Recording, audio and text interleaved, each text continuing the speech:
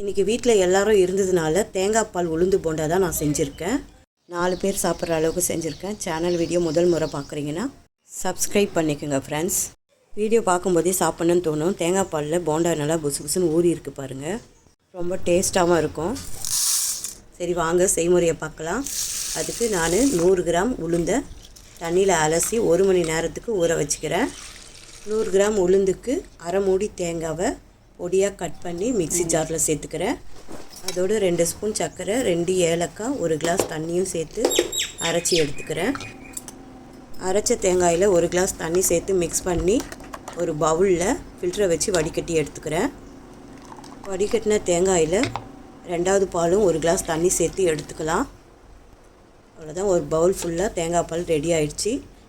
இப்போ உளுந்து போண்டா போட வேண்டியது தான். அதுக்கு 1 மணி நேரம் ஊறின உளுந்தை மிக்ஸி ஜாரில் சேர்த்து அரை கிளாஸ் தண்ணி மட்டும் சேர்த்து நல்லா புசு புசுன்னு அரைச்சி எடுத்துக்கிறேன். அரைச்ச மாவை ஒரு பாத்திரத்தில் சேர்த்துட்டு 1 ஸ்பூன் அரிசி மாவும் 1 பிஞ்சு சால்ட்டும் சேர்த்து நல்லா மிக்ஸ் பண்ணிக்கிறேன். நல்லா மிக்ஸ் பண்ண மாவை கடாயில் ஆயில் ஹீட் ஆனதும் குட்டி குட்டி போண்டாவாக போட்டு பொரித்து எடுத்துக்கலாம். ரொம்ப ப்ரௌன் கலர் வரக்கூடாது. லைட் ப்ரௌன் வரும்போது நம்ம எடுத்துடணும். நீங்கள் வீடியோ பார்க்கும்போதே தெரியும் பாருங்கள். இந்த கலர் வரும்போது நம்ம போண்டாவை எடுத்து பிளேட்டில் மாற்றிக்கணும். அவ்வளோதான், நமக்கு போண்டா ரெடி ஆகிடுச்சு. ரெடியான உளுந்து போண்டாவை தேங்காய் பாலில் சேர்த்துக்கிறேன். அவ்வளோதான், ஹெல்த்தியான தேங்காய் பால் உளுந்து போண்டா ரெடி.